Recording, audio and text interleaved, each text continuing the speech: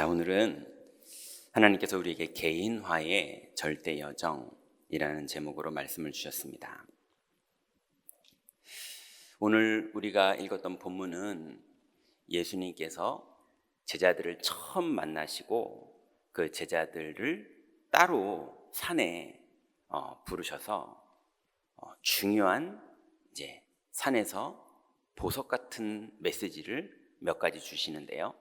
그 중에 가장 중요한 기도에 대한 내용들을 주신 그런 예수님의 말을 그대로 옮긴 겁니다. 근데 예수님께서 오늘 우리가 읽은 본문 전에 서론으로 중요한 얘기를 몇 가지 하세요. 우리가 읽은 본문은 본론이었다면 예수님이 이 본론을 말하기 전에 중요한 질문 몇 가지를 하시는데요.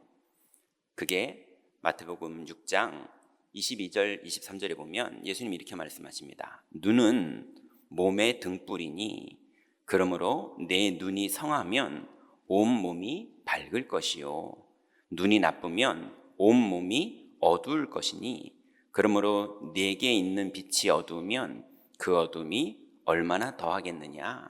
예수님이 눈을 얘기해요. 눈이 안경 써야 되는 시력을 얘기하는 게 아니잖아요. 이 사람의 안목과 이 사람의 기준과 이 사람의 생각을 말씀하시는 거죠.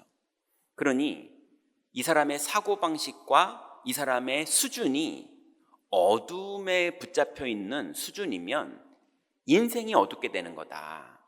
그런데 이 사람의 사고방식과 안목이 하나님과 동행할 수 있는 그런 내용을 가지고 있으면 이 사람은 온몸이, 인생이 빛 가운데 거하게 되는 거다. 예수님 이제 그 얘기를 하시는 거죠. 그러면서 예수님이 두 가지 중요한 질문을 하시는데요. 19절부터 21절에 보니까 너희를 위하여 보물을 땅에 쌓아두지 말라. 거기는 좀과 동록이 해하며 도둑이 구멍을 뚫고 도둑질하느니라. 오직 너희를 위하여 보물을 하늘에 쌓아두라. 거기는 좀이나 동록이 해하지 못하며 도둑이 구멍을 뚫지도 못하고 도둑질도 못하느니라. 네 보물이 있는 곳에는 내 마음도 있느니라. 이렇게 말씀하세요. 이게 무슨 말입니까? 너의 눈의 수준이 육신적인 것을 보물로 생각하고 있느냐, 영적인 것을 보물로 생각하고 있느냐. 이 땅에 많은 사람들은 사람이 노력하고 사람이 돈을 모으고 사람이 평생을 살면서 자기의 위치와 자리와 권위에 도전해서 그것을 갖게 되면 편안하게 살 수 있다. 이렇게 생각하는 세계관 가운데 우리가 살고 있죠. 그래서 사업을 열심히 하기도 하고 자녀들을 공부시키기도 하고 그런 세계관과 그런 안목으로 우리가 열심히 살죠. 그걸 틀렸다 이렇게 말하면 그건 너무 잘못된 거 아니겠습니까? 그런데 그렇게 사는 그 현장을 누가 주관하고 계시느냐? 하나님은 참새 한 마리가 떨어지는 것도 하나님이 주관한다고 말씀하세요. 이걸 누가 만들었냐? 이런 인간들의 사회와 인간들의 발전이 하나님을 만든 것이 아니라 하나님이 이 땅을 창조하셨고 하나님이 우리를 만드셨고 하나님이 우리를 이 땅에 보내셨습니다. 성경은 그렇게 말하고 있어요.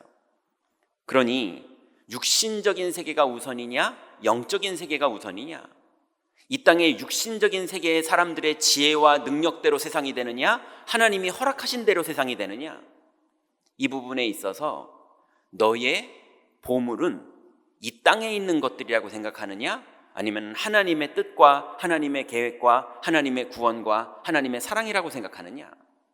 예수님이 이 제자들에게 질문하시는 거예요. 너의 보물은 땅에 둘 것들이 보물이냐 하늘에 있는 것들이 보물이냐. 그러면서 24절에는 또 다른 얘기를 하십니다. 나의 주인은 누구냐? 이거를 너희들 질문해봐라. 이렇게 하시면서 한 사람이 두 주인을 섬기지 못할 것이니 혹 이를 미워하고 저를 사랑하거나 혹 이를 중히 여기고 저를 경히 여김이라. 너희가 하나님과 재물을 겸하여 섬기지 못하느니라. 예수님이 제자들을 처음 만났을 때 중요한 제자들만 함부로 안 믿는 사람은 올라오지 못할 산으로 부르셔서 예, 그래서 가치를 못 느끼는 사람은 예수님 따라 산까지 안 올라오거든요. 그래서 정말로 예수님이 누군지 가치를 알고 있는 사람만 따라오게 험한 산으로 올라가서 굳이 거기서 얘기를 하시는데, 예수님이 두 주인을 섬길 수 없다 그러면서 그 주인이 누군지를 명확하게 나중에 밝히시는데, 하나님과 재물을 겸하여 섬길 수는 없다. 재물을 버려라 그 말이 아니죠. 버리는 건 불교. 우리는 그게 아니라 주인이 누구냐, 신앙 고백을 말하는 거죠. 그런데 이렇게 메시지를 했는데도요, 끊임없이 예수님과 동행했던 제자들의 3년 동안의 여정에는요, 우리들 중에 누가 크니까 이거 가지고 서로 싸우고요, 예수님이 십자가 질 거 얘기했더니 주여 그런 일이 주께 미치지 아니하리이다 그러면서 예수님이 마귀야 내 뒤로 물러가라 이런 소리 들을 일들이 자꾸 벌어지고요, 이런 일들처럼 끊임없이 내 자리, 내 명예, 내 입장, 내 상황, 이런 거에 사람들이 집착할 수밖에 없는 상태를 이미 가지고 있는 걸 예수님이 이미 처음부터 아시고 처음 만났을 때 메시지를 이렇게 하셨어요. 그러면 우리도 질문해 볼 수 있겠죠. 정말 나의 주인은 나에게 누군가? 누구는 두려움이 주인이에요. 누구는 돈 걱정이 주인이고요. 누구는 악한 그 사람이 내 인생의 경제권, 그 다음에 내 인생의 많은 것들을 붙잡고 있을 때 그 사람의 마음과 생각이 종노릇을 하고 있어요. 누가 주인이냐? 예수님이 질문을 하시는 거예요. 자, 그런데 이제 우리는 여기에 답을 이미 알고 있죠. 부름받은 하나님의 자녀가 됐고 은혜를 받아서 하나님의 은혜로 예수를 주로 고백하게 되는 그런 그리스도의 일꾼으로, 성벽 위의 파수꾼으로 이미 택함 받았고 부름을 받았습니다. 그럼 부름받은 우리들이 이 하나님이 주신 구원의 축복을 가지고 이 땅을 정복하는 여정을 가기 위해서 우리 개인이 절대 여정을 가는 그 과정 중에 우리가 개인화되는 응답을 하나님은 허락하시거든요. 그래서 예수님을 현장에서 사실적으로 믿는 과정 속으로 하나님은 우리를 인도하십니다. 자, 그러면 그 인도를 받는 과정에는 반드시 세 가지가 들어있어요. 그 첫 번째가 우리의 과거를 하나님은 인정하게 하십니다. 오늘 우리가 읽었던 본문 마태복음 6장 31절부터 32절에 보니까 그러므로 염려하여 이르기를 무엇을 먹을까 무엇을 마실까 무엇을 입을까 하지 말라. 이는 다 이방인들이 구하는 것이라. 너희 하늘 아버지께서 이 모든 것이 너희에 있어야 할 줄을 아시느니라. 이랬어요. 무엇을 먹을까 무엇을 마실까 무엇을 입을까 그거 하지 말라. 이것 때문에 아브라함이 애굽에 내려가기도 했고, 예수님의 제자들은 사마리아에서 예수님 먹을 거 구하느라고 막 돌아다녔거든요. 근데 예수님은 먹을 거에 걱정하지 않고 사마리아 여인에게 복음 전했거든요. 그러면서 제자들이 와가지고 예수님한테 무슨 누가 먹을 걸 줬나? 온통 먹을 거 생각하고 있는 거예요. 그러니까 예수님 답답해가지고 나의 먹을 것은 따로 있다 이렇게 말해요. 그의 나라와 그의 의를 구하는데 하나님은 모든 걸 채우신다는 걸 제자들이 자꾸 믿으려고 제자까지 됐지만 자꾸 안 믿어지는 체질이 남아있는 거예요. 그래서 과거를 선명하게 인정할 때 그 이후에 우리가 집중해야 될 것들이 정리되거든요. 그래서 이제 우리는 원죄 가운데서 구원받았고 원죄가 실제로 이 땅에 존재한다는 사실을 인정해야 됩니다. 창세기 6장 3절에 보니까 여호와께서 이르시되 나의 영이 영원히 사람과 함께하지 아니하리니 이는 그들이 육신이 됨이라. 그러나 그들의 날은 120년이 되리라 하시니라. 무슨 말입니까? 120년 동안 하나님은 안 만나지고 육신 가지고 살아야 돼요. 원래는 하나님의 형상 가졌던 인간이었는데 하나님이 안 만나지고 120년을 나 가지고 육신 가지고 성공에 집착하면서 사는데 끊임없이 문제가 벌어지는데 끊임없이 갈등이 벌어지는데요. 너무 힘들고 무거워요. 그러니 어마어마하게 성공됐고 어마어마하게 저 사람 부럽다라고 말했던 우리나라 최고의 학교를 다녔고 그 학교에서도 최고의 학부를 다녔고 그리고 실제로 세상에 나와서도 어마어마한 사업에 성공을 한 사람이 자기는 이번에 조력자살로 죽겠다고 TV에 나와서 공식적으로 인터뷰를 했더라고요. 뭐 아시는 분은 아시지 않습니까? 내가 이 방법 저 방법 다 써봤고 내가 그 부분의 전문가여서 그 관련된 의료기술들을 다 동원해봤는데 나는 그냥 스스로 죽는 거를 선택했다. 이렇게 말할 정도로 너무 인생이 수고하고 무거운 짐이라는 거예요. 그러니 분명히 성경에는 원죄가 있다고 말하고 있어요. 그게 지금 현장에 있는 모든 사람이 죄를 범하여서 하나님의 영광에 이르지 못하고 있는 그 사람들에게 다 있습니다. 심지어는 구원받은 우리들도 구원은 받았지만 그래서 원죄에서 완전히 해방됐지만 그런데 원죄의 기질과 사고방식이 아직도 남아있어요.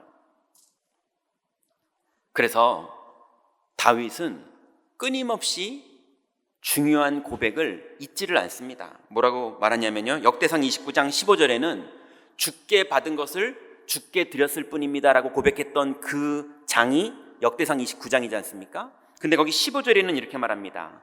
우리는 우리 조상들과 같이 주님 앞에서 이방인 나그네와 거류민들이라 세상에 있는 날이 그림자 같아서 희망이 없나이다. 지금 성전을 봉헌하는 기도하는 장면이고 온 백성 앞에서 말하는 상황이거든요. 그래서 주께 받은 것을 주께 드렸을 뿐이니이다 이렇게 말하자마자 이 말을 해요. 무슨 말입니까? 다윗은 본인의 실제가 원죄 가운데 있었다는 것을 끊임없이 자각을 하고 고백을 합니다. 그래서 하나님의 은혜로 주님이 주신 것으로 주께 드리고 사는 것이라고 고백하는 거예요. 내가 왕이다. 내가 이제 이거 의지한다. 나는 잘났다. 나는 최고다. 나는 성공했다. 그게 아니라 우리는 끊임없이 이방인과 거류민들인데 은혜로 구원받았음을 끊임없이 고백합니다. 그래서 원죄가 실제로 존재한다는 걸 인정하는 것이 우리가 첫 번째로 가져야 될 생각입니다. 그러면서 원죄와 함께 자범죄의 실체도 우리는 시인하고 인정해야 됩니다. 사도행전 5장 3절에 보니까 아나니아는 초대교회의 중요한 집사였어요. 아나니아와 삽비라는 중요한 사명자들이었어요. 분명히 이 사건 이후로 집사를 뽑아야 될 때 바나바는 장로가 되고 아나니아, 빌립 이런 많은 사람들이 집사가 됐어야 되는 그런 과정인데 이 아나니아는요 땅값을 속이면서 사단에게 사로잡힙니다. 베드로가 그때 뭐라고 말합니까? 베드로가 이르되 아나니아야 어찌하여 사탄이 내 마음에 가득하여 내가 성령을 속이고 땅값 얼마를 감추었느냐. 자꾸 성령을 속이는 일들이 아나니아에게 벌어지거든요. 베드로가 이렇게까지 말합니다. 아니 팔기 전에도 땅은 네 것이고 판 후에도 땅은 네 것 아니냐. 그래서 반만 내놓겠다 하면 반만 내놓으면 되는 거 아니냐. 뭐가 어렵냐. 근데 왜 굳이 성령을 속이느냐. 교회 앞에서 공식적으로 하나님을 속이는 일을 하거든요. 근데 알고 봤더니 그 이유가 뭐였습니까? 사탄이 네 마음에 가득하여 이렇게 말했어요. 여러분 이 땅에 많은 사람들이 영적 문제라는 것, 자범죄에 근본적으로 활동하는 게 누군지를 모르니까 끊임없이 마귀의 종로로 타면서 끊임없이 성령께 죄가 되는 일들, 끊임없이 세상에서 영적 문제로 시달려서 전과 1범, 2범, 3범, 4범 아무리 해도 해결이 안 되는 일들이 왜 벌어집니까? 저 남편은 왜 저렇게 안 바뀝니까? 저 아내는 왜 저렇게 안 바뀝니까? 우리 아이들이 왜 이렇게 안 바뀝니까? 분명히 성경에는 영적 배경이 있다고 말하고 있어요. 아담이 혼자 스스로 따먹었습니까? 사탄이 미혹을 해요. 예수님은 속지는 않았지만 누가 찾아옵니까? 마귀가 찾아와요. 여러분, 자범죄의 배경 속에는 끊임없이 우리를 속이는 미혹하는 영이 있다는 사실을 인정하시기 바랍니다. 그러니 이 땅에 원죄라는 실체가 지금 존재하고 있고 자범죄라는 실체가 존재하고 있어요. 그래서 바울도 로마서 7장에는 이렇게 말합니다. 22절 23절에 보니까 내 속사람으로는 하나님의 법을 즐거워하되 내 지체 속에서 한 다른 법이 내 마음의 법과 싸워 내 지체 속에 있는 죄의 법으로 나를 사로잡는 것을 보는도다. 나는 잘 믿으려고 뜻을 정했는데도 끊임없이 나는 왜 이러는지 모르겠다. 바울이 그렇게 말합니다. 끊임없이 우리를 불신앙하게 만들고 사로잡히게 만드는 존재가 있다는 사실을 인정하시기 바랍니다.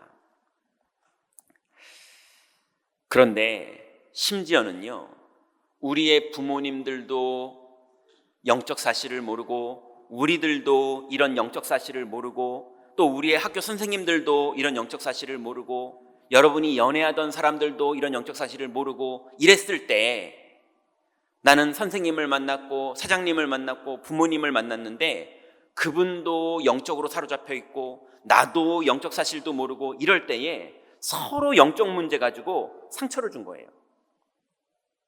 근데 그 상처가 트라우마로 남아서 고아로 살았던 아이가 고아여도 하나님과 동행하는 여정을 가면 되거든요. 근데 나 고아였어. 거기에 꽉 묶여 있는 거예요. 너무 부끄러움을 당했던 사건이 있었던 사람이 너무 큰 부끄러움을 당하는 사건이 있었지만 이제는 다 끝났어. 그리스도가 나와 함께 하시고 인도하시고 역사하셔. 이걸 누리면 되는데 자꾸 옛날에 부끄러움 당했던 그 경험이 트라우마로 남아서 두렵고 그 일이 벌어질까 봐 또 두렵고 그거를 안 벌어지게 하려고 막 걱정하고 염려하는 걸 인본주의로 쓰면서 이상한 인격들이 자꾸 만들어지는 거예요. 여러분, 우리의 모든 상처, 우리의 모든 과거에 안 좋았던 기억 그리스도 안에서 다 끝났습니다. 그래서 그때 가졌던 경험, 그때 가졌던 확신, 그때 가졌던 어떤 내가 이렇게 삶을 살아야겠다는 욕심 다 버리시기 바랍니다. 이제 그리스도 안에서 주님은 우리를 새롭게 바꾸셨어요. 그런 일 벌어져도 상관없지만 안 벌어집니다. 벌어져도 능히 승리합니다. 그래서 여러분, 과거가 있었다는 사실을 인정하시기 바랍니다. 자, 그러면 과거가 원죄 가운데, 자범죄 가운데 그것 때문에 생긴 상처나 트라우마가 우리의 과거였다면 이제 우리의 오늘 이것이 치유되는 여정이 진행되는 것이 개인화의 절대 여정이에요. 그럼 우리는 오늘을 누리면 되거든요. 그래서 예수님이 오늘 본문에 결국은 본론은 이렇게 말씀하시죠. 그런즉 너희는 먼저 그의 나라와 그의 의를 구하라. 그리하면 이 모든 것을 너희에게 더하시리라 그랬어요. 이제 우리는 그의 나라가 뭡니까? 성령이 임하시는 거예요. 그의 의는 뭡니까? 그리스도께서 마귀의 일을 멸하셨고 죄와 저주를 끝내셨고 하나님 만나는 길을 열어주신 것이 그분의 의입니다. 이 두 가지만 구하라는 거예요. 자, 그러면 이제 이 비밀을 평생 기도 제목으로 붙잡고 이 비밀을 가지고 현장을 나가는 우리들에게는 새로운 피조물로서의 여정이 이미 시작됐습니다. 그래서 오늘부터 문제를 하나님이 허락하실 겁니다. 근데 그 문제는 망하라고 오던, 옛날에 상처받았을 때는 망하라고 오는 문제인 줄 알았는데 이제는 새로운 피조물로서 망하라고 오는 문제가 아니라 오히려 승리하라고 오는 문제입니다. 그래서 여러분, 모든 문제에는 하나님이 준 답이 있으니 답을 붙잡고 현장에서 승리하시기 바랍니다. 고린도전서 10장 13절에 보니까 사람이 감당할 시험 밖에는 너희가 당한 것이 없나니 오직 하나님은 미쁘사 너희가 감당치 못할 시험당함을 허락하지 아니하시고 시험당할 즈음에 또한 피할 길을 내사 너희로 능히 감당케 하시느니라 그랬어요. 여러분, 지금 여러분 앞에 와 있는 두려움, 또 여러분의 트라우마를 건드려서 있는 문제들, 여러분이 힘들어하는 것들, 여러분이 무서워하는 것들, 여러분이 자꾸 잠 못 잘 정도로 신경 쓰이는 것들, 그 모든 것에는 이미 그리스도께서 십자가에서 죽으시면서 다 끝내신 그 비밀이 여러분에게 답입니다. 여러분 앞에 있는 모든 문제에 완벽한 답을 예수님께서 십자가에서 다 이루신 것을 믿으시기 바랍니다. 그래서 여러분 이렇게 생각하세요. 문제가 왔을 때 그 문제 가운데 이겨도 되고 그 문제에 져도 됩니다. 저도 안 망합니다. 이겨도 되고 져도 돼요. 왜냐하면 그 문제는 그게 문제가 아니었어요. 뭐가 문제였느냐? 문제가 왔을 때 그리스도께서 다 이루셨다는 것을 믿으라는 문제였던 겁니다. 여러분, 여러분의 현장에서 육신적으로 옛사람의 관점으로, 원죄 관점, 자범죄 관점, 상처 관점으로 그 문제를 보고 두려워하지 마시고 이제 완전히 새로운 사람이 됐으니 믿음의 관점으로 문제를 보고 믿음으로 승리하셔서 문제에 져도 이겨도 완전히 승리하는 하나님의 축복 속으로 들어가시기 바랍니다. 문제만 오는 게 아니에요. 갈등도 와요. 문제는 두려움이지만 갈등은 괴로움입니다. 자녀와 갈등이 오기도 하고요. 또 가족과 아내와 남편과 갈등이 오기도 하고요. 부모님과 갈등이 오기도 하고요. 직원과 갈등이 오기도 하고요. 상급자와 갈등이 오기도 하고요. 뭐 친구와 갈등이 오기도 하고 우리 인생에 심지어는 나는 왜 그럴까? 그러면서 나에게 갈등이 오기도 해요. 여러분 갈등은 갱신하는 시간표입니다. 그래서 한번 들어보세요. 사람과 갈등이 왔는데 하나님은 하나님 앞에서 내가 갱신할 부분을 점검하고 실제로 갱신하는 시간표를 우리에게 주시는 겁니다. 이해되십니까? 사람과 갈등이 왔는데 그 사람과의 갈등을 푸는 게 키포인트가 아니고 그 갈등이 올 수밖에 없었던 하나님 앞에서 내 상태가 갱신해야 되는 시간표라는 거예요. 여러분, 내가 하나님 앞에서 갱신을 했는데 사람과의 갈등에서 하나님 나라가 임합니다. 그걸 보고 오늘 예수님께서 너희는 먼저 그의 나라와 그의 의를 구하라, 그의 나라를 구하라는 거예요. 여러분 사람과의 갈등을 여러분의 지혜로 풀거나 양보하는 걸로 풀거나 우격다짐해서 푸는 게 아니라 하나님 나라가 임해서 풀어지는 응답 속으로 들어가시기 바랍니다. 여러분과의 자녀와 부모님과의 갈등에 하나님 나라가 임해야 돼요. 여러분의 친구와의 갈등에 하나님 나라가 임해야 돼요. 그 나라가 임하는 비밀이 뭐냐? 사람과 갈등이 왔는데 하나님 앞에서 갱신을 했는데 하나님 나라가 임합니다. 그래서 에베소서 4장 22절부터 24절에 보니까 너희는 유혹의 욕심을 따라 썩어져가는 구습을 따르는 옛사람을 벗어버리고 오직 너희의 심령이 새롭게 되어 하나님을 따라 의와 진리의 거룩함으로 지으심을 받은 새 사람을 입으라. 여러분 옛사람으로서 갈등을 해결하는 그 수준을 넘어서 이제 새 사람으로서 새 사람을 입고 갈등을 해결해서 하나님 나라가 거기에 임하는 그 축복 속으로 들어가시기 바랍니다. 그래서 여러분 양보를 하시더라도 사람 앞에서 양보를 하는 것이 아니라 박애주의자의 입장으로 양보하는 것이 아니라 그리스도를 믿는 믿음으로 양보하세요. 여러분 싸움을 하시더라도 기죽이는 싸움을 하는 것이 아니라 그리스도를 믿는 믿음으로 하나님 앞에 서서 하나님 앞에 선포하는 싸움을 하세요. 그래서 반드시 하나님 나라가 임하는 걸로 모든 갈등이 갱신되는 축복 속으로 들어가시기 바랍니다. 그 정도가 아닙니다. 우리는 믿음의 여정을 가고 있는데 위기가 올 때가 있어요. 위기라는 단어가 이렇게 들을 때는 별거 아닌 것처럼 보여도요 막상 당하면 너무 무섭습니다. 이제 나는 끝났구나. 내 인격은 내 많은 사람들에게 쌓아놓은 명성은 다 들키고 끝났구나. 내 사업은 이제 부도나고 끝났구나. 내가 쌓아왔던 경제 다 끝났구나. 이제 내 인생, 내 건강, 내 자산 다 끝났구나. 이제 끝이야. 또 연애하던 친구들은 남자친구랑 헤어지면 이제 다 끝났구나. 젊을 때 그럴 수 있죠. 그것 때문에 자살하는 사람도 있고요. 그것 때문에 트라우마 오는 사람도 있고요. 평생 상처를 잊지 못하는 사람도 있습니다. 그런데 여러분 위기는 전환점입니다. 창세기 50장 20절에 요셉이 끊임없이 위기를 경험했던 그 인생 여정을 형들 앞에 고백하면서 말하죠.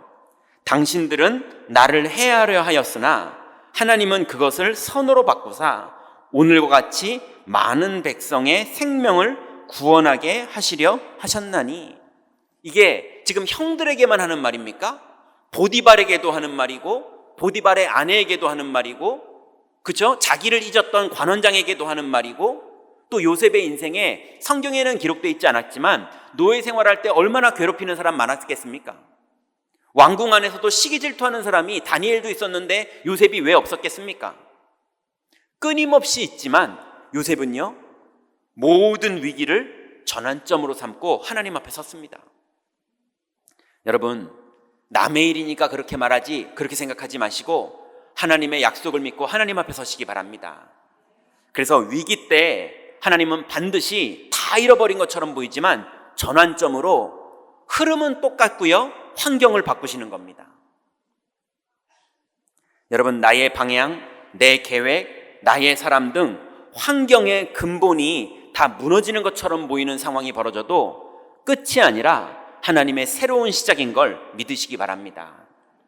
그게 오늘 누리는 겁니다. 여러분, 이런 사건이 언제 옵니까? 오늘 와요. 아니, 내일 오던데요? 내일 오늘 옵니다. 그 말 이해되십니까? 항상 우리에게는 오늘이에요. 우리는 오늘 믿으면 됩니다. 오늘 믿으면 오늘 하나님 나라가 임합니다. 여러분, 어떤 상황에서도 문제에 넘어지거나 갈등에 무너지거나 위기에 포기하지 마시고 문제 가운데는 답을 누리시고 갈등 가운데는 하나님 앞에 갱신하시고 위기가 오거든 전환점의 응답 속으로 끝까지 인도받으시기 바랍니다. 이제 오늘을 누리면 미래는 바뀝니다. 예수님이 오늘 우리의 본론의 결론을 맺으시죠. 마태복음 6장 34절에 보니까 그러므로 내일 일을 위하여 염려하지 말라. 내일 일은 내일이 염려할 것이요 한날의 괴로움은 그날로 족하니라 하겠어요. 여러분, 예수님이 이게 문장이 성립이 안 되는 말씀을 하세요. 내일 일은 내일이 염려하라는 거예요. 원래 우리가 알고 있는 사고방식대로면 그러므로 내일 일을 위하여 염려하지 말라. 내일 일은 내일 염려할 것이요 이래야 되잖아요.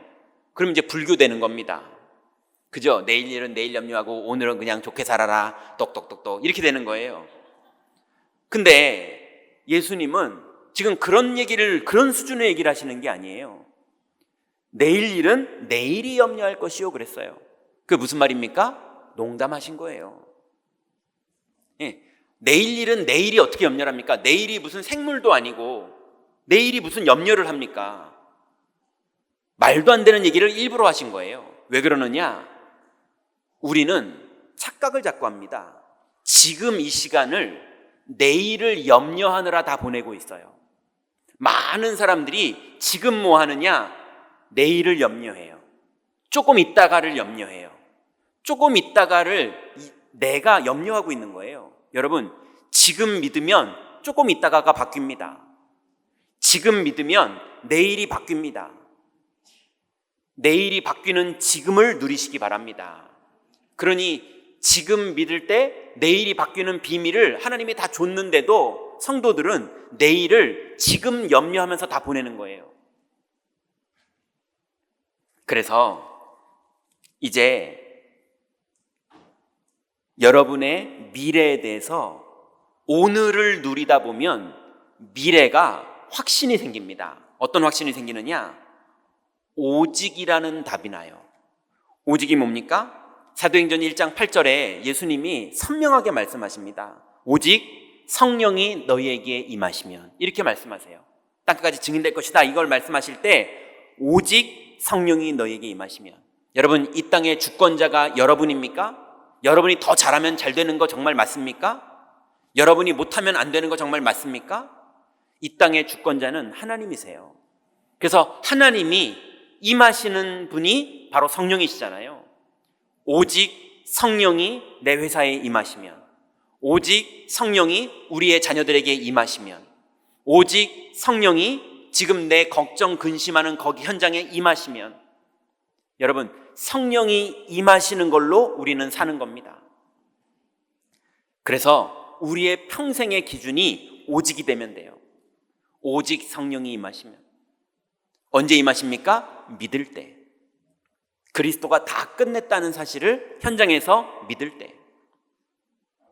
그거를 오늘 하고 있으면 미래는 바뀝니다.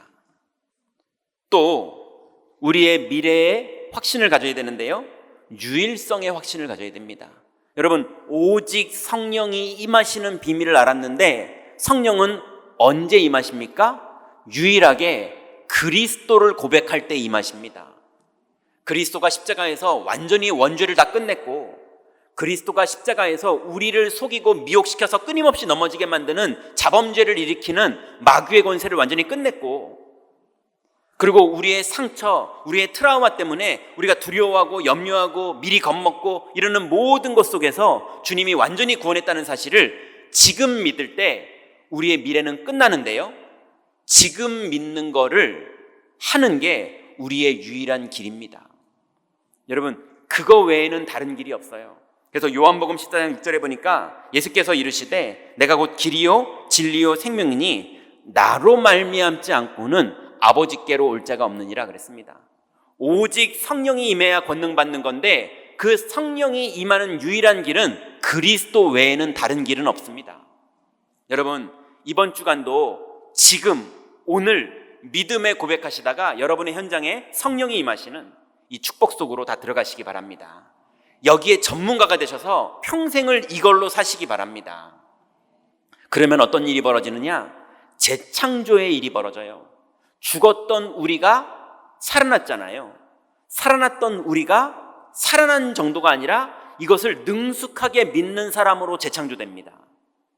여러분, 믿음의 전문가가 되시기 바랍니다. 그 사람을 성벽 위에 파수꾼이라고 말하는 거예요.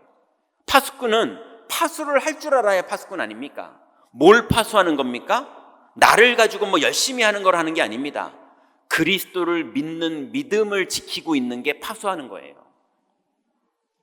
그래서 역대상 29장 14절에 보니까, 아까는 15절이었죠. 근데 14절에 보니까 나와 내 백성이 무엇이기에 이처럼 즐거운 마음으로 드릴 힘이 있었나이까?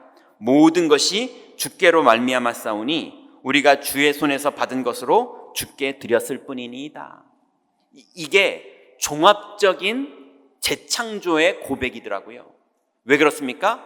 다윗은 가족들도 무시했던 어린 목동이었어요. 사무엘 선지자가 집에 올 때 애들은 좀 나가 있어, 아빠가 그렇게 해야 될 정도로 막내 아들은 밖에서 양이나 지키라고, 장남 들어와, 둘째 들어와, 셋째 들어와, 다 들어오는데 막내 넌 나가 있어, 이랬던 아이였거든요. 맞지 않습니까? 그랬던 다윗이 이스라엘 역사상 온 백성이 주께 감사해서 헌금을 나올 정도의 주인공이 되는 왕의 역할을 하고 있는 거예요. 그런데 전쟁 나갈 때마다 승리한 또 왕이었어요. 그런데 하나님이 기뻐하시는 성전을 봉헌하는 왕이었어요. 그래서 이스라엘 역사상 가장 큰 영토를 가진 왕이었어요. 이쯤이면 사울 임금처럼 교만해질만 하거든요. 근데 다윗이 교만하지도 않아요. 자기는 이방인과 거류민들처럼 그냥 돌아다니는 사람 중에 하나인데 하나님의 은혜로 주께 받았을 뿐이라는 거예요. 그러면서 주님 앞에 그러던 우리들이 모였는데 나와 내 백성이 무엇이기에 이처럼 즐거운 마음으로 주께 드릴 힘이 있었나이까 이럽니다. 여러분, 다윗은 돈을 얘기하는 게 아니에요. 이렇게 즐거운 마음으로 주께 드릴 힘이 있는 사람이 재창조가 된 거거든요. 여러분, 여러분의 영혼과 생각과 여정이 완전히 재창조되는 응답 속으로 들어가시기 바랍니다. 그래서 여호와께 드릴 만한 힘이 있는 인생 되시기 바랍니다. 그러면 저절로 되는 게 있어요. 전도 문이 열립니다. 네, 여러분의 인생에 많은 사람들은 많은 인생에 눌려 있어요. 돈 문제에 눌려 있고, 인간관계 문제에 눌려 있고, 갈등에 눌려 있고, 많은 사람은 눌려 있거든요. 근데 이걸 다 초월해서 성령 충만 받은 사람, 그 사람에게 흑암도 결박되지만 전도문도 열려요. 여러분, 오늘을 누리면 미래는 승리할 확신이 세팅됩니다. 그러니 오늘을 누리시기 바랍니다. 결론 맺습니다. 이제 이 축복을 누리기 위해서 평생 기도 제목이 정리돼야 돼요. 그래서 혹시 장로님들, 또 권사님들, 안수 집사님들, 또 서리 집사님들께도 이제 기도해달라고 부탁드릴 때들이 있어요. 그러면 여러분들 조금 긴장되시죠? 예, 저도 매일 강단에 서는데 여러분은 1년에 한두 번 대표기도 하시잖아요. 예, 긴장되시죠? 근데 그때 두려워하지 마시고 하나님을 믿으세요. 그리고 일주일 동안 기도할 내용을 하나님 앞에서 기도하면서 점검해 보세요. 그러면 여러분이 그때 정리된 기도 제목이 하나님이 여러분에게 주신 평생 기도 제목이 될 겁니다. 여러분, 하나님에게 중요한 주권 가운데 시간표가 오거든 그 문제를 피하지 마시고 모든 기도 요청이 왔던 아니면 여러분 산업에서 그런 일이 벌어지던 가정에서 벌어지던 문제 가운데 믿음으로 믿음의 선택을 해보시기 바랍니다. 그럼 하나님의 계획된 응답이 그 현장에 나타나요. 그래서 여러분 평생 기도 제목이 실제로 정리되는 축복 속으로 들어가시기 바랍니다. 이 기도 제목이 정리가 되면 현장에 가서 그 기도 제목대로 믿음의 선택을 해보세요. 바울의 고백처럼 잘 안 될 수 있습니다. 오호라 공고한 사람이로다. 이 사망의 몸에서 누가 나를 건져냈고 나 하려고 그러는데 왜 이렇게 안 되냐, 이럴 수 있습니다. 괜찮아요. 시간 많습니다. 그거 될 때까지 하나님이 안 데려가십니다. 그러니 믿음으로 또 도전하세요. 7번 넘어져도 상관없습니다. 또 도전하세요. 왜냐하면 믿을 때 하나님 나라가 임할 겁니다. 그래서 믿음의 선택을 하는 체질이 되시기 바랍니다. 그리고 여러분 현장에서 믿음의 선택을 해야 되는데 그 믿음의 선택을 하기까지 나는 왜 이렇게 안 되지? 매주 도전을 하려고 주일날은 은혜 받고 결정하고 뜻을 정하고 내가 이번 주간에는 해야지 그랬는데 이번 주간 벌써 다 지났네. 한 번도 믿음의 선택을 못했네. 그럴 수 있습니다. 그래서 결론 세 번째로요, 작은 실천해 보세요. 하나님 말씀 앞에서 하나님이 여러분에게 주신 말씀이 있다면 믿음으로 작은 실천을 해보세요. 어떤 실천은 입으로 손가락으로 까딱을 하거나 입으로 뭘 말하는 것도 아니에요. 그냥 마음만 먹는 순종이었을 뿐인 겁니다. 그냥 마음만 먹었을 뿐인데, 작은 실천을 마음 먹는 것만으로 했을 뿐인데 하나님의 큰 역사가 거기서 시작됩니다. 여러분, 다니엘이 뜻만 정했는데 하나님이 역사를 시작하셨어요. 여러분이 뜻을 정하고 작은 실천을, 겨자씨만한 실천을 했을 뿐인데 하나님은 산을 들어 옮기는 일을 하기도 하십니다. 여러분, 이번 주간에 작은 믿음의 결단과 믿음의 고백을 오늘 누리세요. 지금 누리세요. 내일도 오늘 누리세요. 내일 모레도 오늘 누리세요. 그러면 반드시 하나님 나라가 이루어지는 그 축복 속으로 들어가시게 됩니다. 그래서 여러분은 점점 개인화가 되어지는 하나님의 작품이 되는 응답 속으로 들어가시게 될 겁니다. 이 축복을 이번 주간에 누리시기 바랍니다. 하나님 감사합니다. 하나님께서 우리에게 주신 은혜로 이제 우리의 전문성이 절대 여정의 길을 가게 되며 또 우리의 인생의 개인화가 되는 절대 여정을 주님이 주관하시고 인도하시는 줄 믿습니다. 하나님, 이제 현장 속에서 우리의 과거를 인정하고 오늘을 믿음으로 누리며 우리의 미래를 어떻게 살아야 될지 완전히 확신하게 되는 결론 나는 인생 될 수 있도록 이번 주간과 우리의 평생을 축복하여 주옵소서. 예수 그리스도의 이름으로 기도드렸습니다. 아멘.